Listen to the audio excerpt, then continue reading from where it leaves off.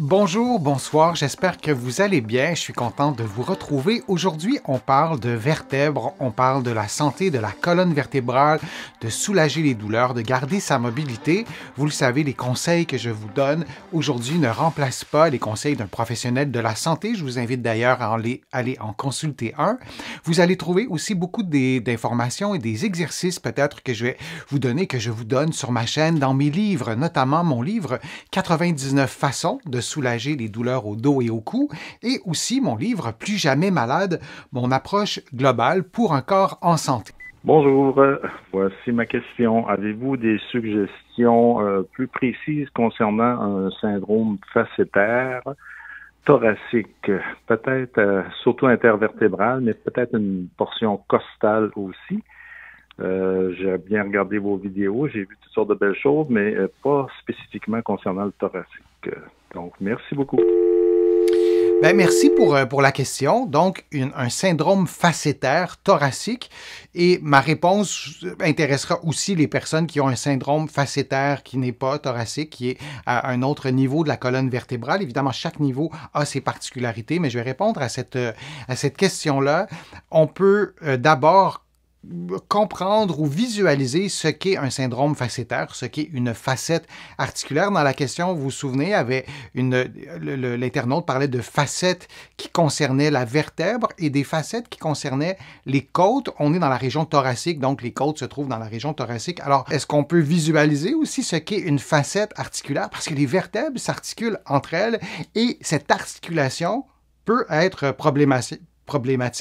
Je devrais plutôt dire que ces articulations entre les vertèbres peuvent être problématiques. Si vous regardez vos doigts, ben, on voit les articulations, ou on les devine en tout cas, où elles sont. Pour ce qui est du dos, on ne les voit pas parce que nos yeux ne se rendent pas jusque-là, mais aussi parce que c'est beaucoup moins intuitif de décoder les articulations. Alors, on va les regarder ensemble. Et on va regarder ça dans quelques secondes. Alors, on a la colonne vertébrale qui est assez complexe. Je vais agrandir l'image. On a la forme de la colonne vertébrale qui est très spécifique selon le niveau. Donc, on a la région lombaire, la région thoracique, la région cervicale. Pardonnez-moi les termes en anglais, mais j'ai les droits de ces photos-là seulement en anglais. Et on a donc différentes formes de vertèbres et les articulations des vertèbres cervicales, thoraciques ou lombaires, elles ne sont pas placées exactement au même endroit. Elles ne sont pas nécessairement dans le même sens, ce qui donne en partie la forme de la colonne vertébrale qu'on connaît avec les courbures qui varient d'une personne à l'autre. Alors, cette forme de la colonne vertébrale et des courbures, mais elle s'explique entre autres, pas uniquement, mais entre autres par les facettes articulaires qui sont orientées de différentes façons selon le niveau. Si on regarde les vertèbres, et là aussi c'est écrit en anglais, vous pourriez prendre plusieurs minutes pour regarder tout ça, mais vous voyez le mot facette, c'est le même mot en français ou en anglais, l'écriture est différente, mais vous voyez où sont les facettes, hein? Elles sont en couleur mauve ou lilas sur mon écran, et il y en a vraiment plusieurs, et c'est des endroits qui sont importants dans la mécanique, dans la biomécanique de la colonne vertébrale. Et si vous voyez sur l'illustration de droite, on voit en bas à droite, disons, on voit une facette costale. Donc, c'est l'articulation entre la vertèbre et la côte. Évidemment, on n'en a pas au bas du dos ou dans le cou, mais on en a à la région dorsale. Ce qui nous donne, en fait, une grande quantité d'articulation parce qu'on a beaucoup de vertèbres. Et donc, des problèmes potentiels lorsqu'il y a une articulation qui fonctionne moins bien, s'il y a de l'inflammation, si on a de l'arthrite, par exemple, on peut avoir de l'inflammation à une facette articulaire. Je vous donne l'exemple d'arthrite, mais on pourrait prendre beaucoup d'autres exemples. Alors, la vertèbre thoracique, elle a cette forme-là. Là aussi, on vous voyez encore les facettes articulaires. Je vais aller un petit peu plus vite sur cette illustration-là. Et on sait que les facettes articulaires sont l'une des sources les plus courantes de syndromes douloureux de la colonne vertébrale. Vous avez la référence scientifique aussi. C'est une région du corps qui est méconnue, mais qui cause souvent de la douleur. Et là, on isole un peu l'anatomie pour ne parler que de la vertèbre, mais on peut avoir un syndrome facétaire avec une atteinte musculaire aussi. Il y a plusieurs combinaisons, mais restons dans le syndrome facétaire et les douleurs associées aux facettes cervicales, thoracique dans le milieu du dos, c'est la question de l'internaute, et lombaire, représenteraient respectivement 55, 42 et 31 des syndromes de douleur chronique de la colonne qui sont spécifiques à la colonne vertébrale. Alors, c'est un sujet qu'on doit aborder lorsqu'on parle de la douleur au dos.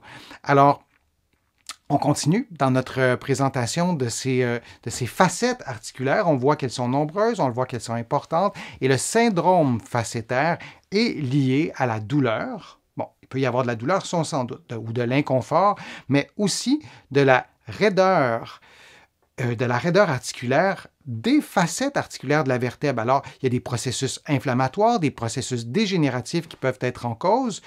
Et lorsqu'on a cette inflammation-là au niveau de la facette articulaire, mais lorsqu'on va bouger la vertèbre, lorsque l'articulation sera sollicitée comme un genou, comme un coude, à la différence que c'est beaucoup plus petit, c'est beaucoup plus localisé et c'est difficile soi-même de percevoir que c'est à tel endroit ou à telle facette, mais donc on peut avoir une atteinte.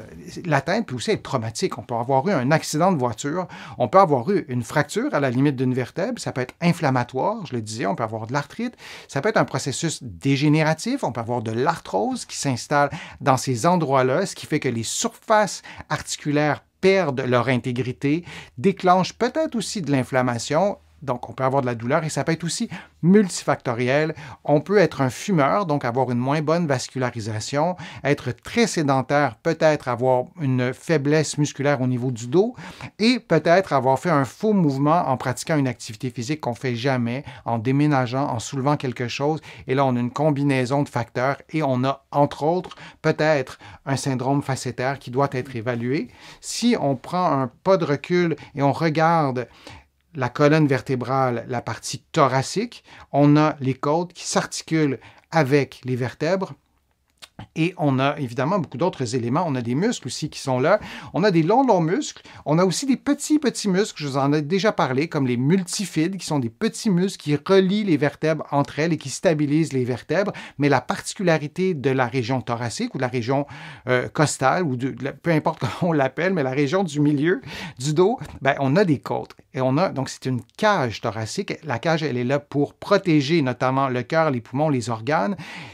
Et ça protège, mais ça réduit la mobilité. Donc, lorsqu'on veut retrouver la mobilité, qu'on veut stimuler ces facettes articulaires-là, quand on est dans un processus de guérison, disons, ben, c'est pas si simple parce que, par définition, ça bouge pas beaucoup parce que les côtes et la cage thoracique sont là pour pouvoir limiter le mouvement et protéger notamment le cœur, les poumons et les organes. Et pour ce qui est des muscles, on a aussi d'autres muscles que les muscles que je vous ai montrés dans la diapo précédente. Alors, on a des muscles qui sont en superficie, comme le grand dorsal, le muscle du bas, et on a aussi des muscles qui relient l'omoplate, parce que l'omoplate fait partie du contexte biomécanique, même si l'omoplate flotte en quelque sorte sur la cage thoracique. L'omoplate ne s'articule pas avec les vertèbres, mais les muscles qui touchent aux vertèbres, qui sont très près des facettes, ben, vont aussi parfois toucher à l'omoplate ou mobiliser l'omoplate. Donc, on doit tenir compte de tout ça. On doit tenir compte aussi des bras parce que le mouvement de l'omoplate, c'est lié aux bras.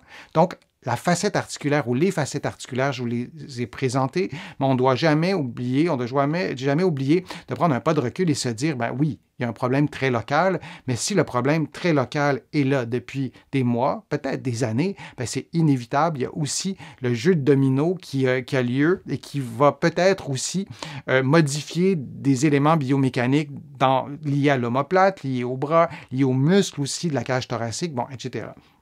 Alors ça, c'est la vue d'ensemble. Alors si on a un syndrome facétaire, bien, la première des choses, ou si on a une douleur au dos, bien, on consulte. Parfois, les syndromes facétaires, ils sont très localisés, ils sont très spécifiques à certains mouvements. On va faire un mouvement dans une position et en comprimant ou en augmentant la tension sur la facette articulaire, on sent la douleur. Lorsqu'on décomprime un peu la facette articulaire, on est soulagé. Ça peut être d'autres mécanismes aussi de reproduction de la douleur, mais on consulte. On va avoir un plan de traitement adapté à notre condition. Parfois, on va opter pour une petite période de repos, pas d'immobilisation, mais on va cesser tout ce qui augmente, tout ce qui provoque, tout ce qui reproduit la douleur. Dans d'autres cas, on va vouloir détendre les muscles autour des facettes, les petits muscles, les plus gros muscles pour diminuer la pression. Dans d'autres cas, on va se dire, l'inflammation qui est là, qui est là au niveau de la facette articulaire, j'ai comme un doute et je me pose la question si elle ne serait pas reliée aussi au même processus inflammatoire que vous avez dans votre épaule gauche. Il y a peut-être une condition inflammatoire qui est là. Je vous donne juste ces deux exemples-là. Je pourrais vous en donner beaucoup d'autres, mais on veut s'assurer d'avoir une vue d'ensemble et de consulter un professionnel de la santé. Je vous remercie d'avoir été là. Je vous invite à visiter mon site web, le www.denisfortier.ca. Vous allez pouvoir y faire une contribution si vous le souhaitez, une contribution financière, mais aussi une contribution par clic. Vous allez pouvoir trouver comment faire. Ça m'aide à continuer à vous présenter autant de contenu. Je suis toujours ravi de le faire. Sur mon site web, vous allez trouver aussi un blog avec beaucoup d'informations. Tout ça est gratuit. Vous allez pouvoir vous abonner à une infolettre.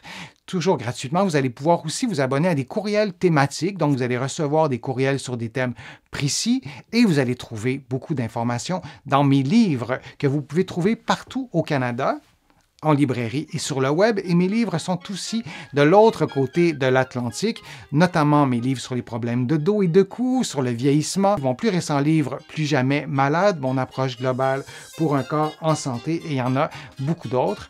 Alors, je vous dis à une prochaine fois, à un prochain direct, à une prochaine vidéo. À très bientôt.